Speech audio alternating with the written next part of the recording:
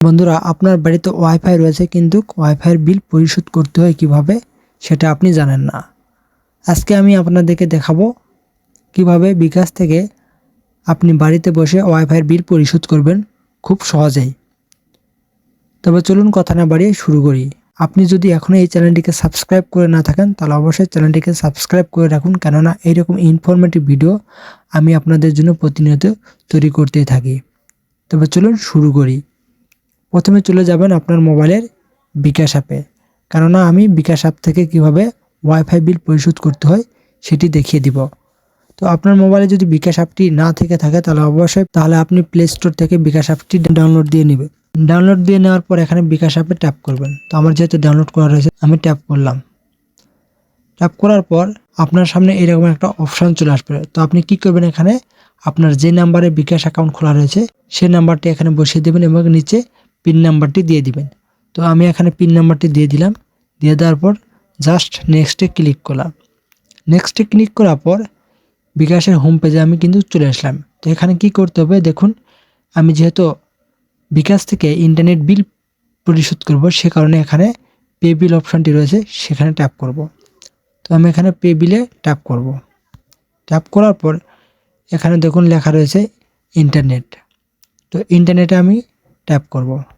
Internet tap করার পর এখানে স্ক্রল করে নিচের দিকে চলে যাব। যাওয়ার পর দেখুন এখানে অনেকগুলো অপশান আমাদের সামনে কিন্তু দেখা যাচ্ছে। তো এখানে আপনি কি করবেন, তো আপনি যে ইন্টারনেটটি ব্যবহার করে থাকেন সেই ইন্টারনেটটি এখান থেকে সিলেক্ট করে নেবেন। দেখুন এখানে লেখা রয়েছে link 3, Amber IT, carnival, some online, আরও অনেক ইন্টারনেট রয়েছে যা এখানে দেখতে পাচ্ছেন আপনি।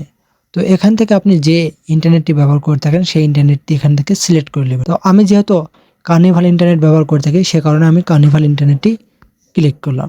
কার্নিভাল ইন্টারনেটে ক্লিক করার পর এরকম একটা পেজে চলে যাব। যার পর এখানে আপনাকে গ্রাহক আইডি দিতে হবে এবং দ্বিতীয় অপশানটিতে আপনার মোবাইল নাম্বার দিতে হবে।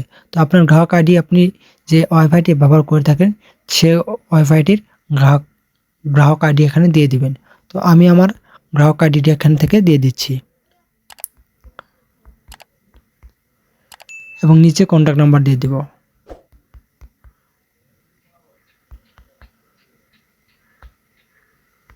আমার গ্রাহক আইডি এবং কন্ট্যাক্ট নাম্বার দিয়ে দিলাম। দেওয়ার পর এখানে নেক্সট বাটনে ক্লিক করব। নেক্সট বাটনে ক্লিক করার পর এরকম একটা পেজ শো করবে। তো এখানে অ্যামাউন্ট দিতে হবে। আপনি ওয়াইফাইয়ের যে প্যাকেজটি ব্যবহার করে থাকেন সেই প্যাকেজের নির্ধারিত যে অ্যামাউন্টটি রয়েছে সেই অ্যামাউন্টটি এখানে দিয়ে দিবেন। তো আমি যেহেতু 7 MB ব্যবহার করে থাকি সে কারণে আমি এখানে 525 টাকা দিয়ে দেব। তো 525 টাকা দেওয়ার পর এখানে জাস্ট নেক্সটে ক্লিক করব। নেক্সটে ক্লিক করার পর এরকম একটা পেজে নিয়ে চলে যাবে। তো আবারও নেক্সটে ক্লিক করব।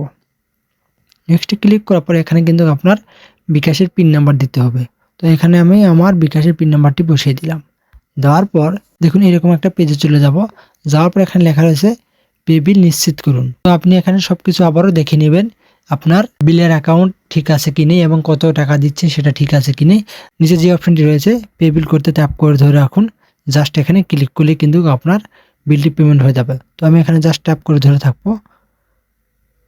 দেখুন আমার বিলটি কিন্তু পেমেন্টের জন্য প্রসেসিং হচ্ছে। তো এভাবে আপনি আপনার বাড়িতে বসে বিকাশের মাধ্যমে আপনি আপনার ওয়াইফাইয়ের বিল পরিশোধ করতে পারবেন খুবই সহজে। তো আমার ওয়াইফাই বিলটি পেমেন্ট হয়ে গেল। দেখুন আমার কিন্তু SMS চলে এসেছে।